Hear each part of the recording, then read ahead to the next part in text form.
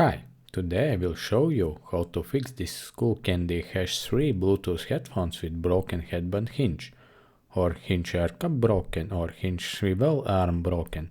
I don't even know how this part is called. It will be nice if you could post in the comments. Usually I show you how to fix broken headphones with baking soda and super glue hack, and always it works, but in this case the damage is too large, and there are some missing pieces of plastic that don't help in this case. So my grandmother printed me a replacement hinge for these Skullcandy Hesh 3 headphones. If you don't have a 3D printer, then for a fair price, my grandmother can also print you a replacement air cup holder hinge. To make reason to repair these headphones and look for a new hinge part, make sure that the headphones work and the cable is not damaged. If the headphones sound and the cable is undamaged, start by removing the broken arm parts. Then unscrew the hinge joint cover. These two parts will no longer be needed. Then remove the AirPod cushions by simply pulling it off from the headphone body. Unscrew the headphone housing. You can then place the new hinge part on without unsoldering the wires, but I will unsolder the wires as it will be easier for me to put the new part on. But if you don't have a soldering iron, you can do this without wire soldering.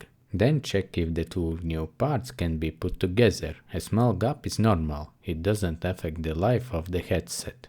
Put the new part on top, put the wire in its place, then fill the hinge cover with glue, but in such a way that the glue does not get in the way of the headphone's rotating part. And screw both parts together. Tighten the screws, but remember that this is plastic parts, so keep the feel. I also filled this seam with gel type super glue to hold the headphones together even better. Then let the glue harden. You can rotate them periodically if the glue is on the swivel part.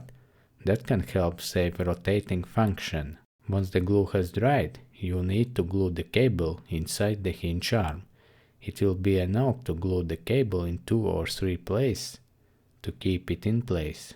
The most important thing is to glue cable in the plastic pin so that the cable not visible from outside.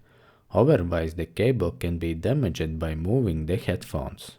You can then use super glue to fill the plastic pin where the cable is not. This will give extra strength. Then put the air cup inside the new hinge arm. Remember that the names are on top.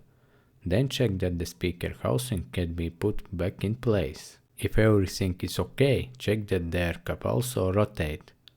Then solder the wire. Just remember that the red wire is at the red dot contact, and you can screw the housing back on. Then put on the AirPod cushion, and the seam should be down. Here's the result. My lovely headphones are working again. If you want the color to match the headphones, you can try looking at your grandfather's nail polish collection and paint the printed part with nail polish in the headphone color, and it will be even better. If you have any questions or suggestions, feel free to post them below this video. Thanks and good luck!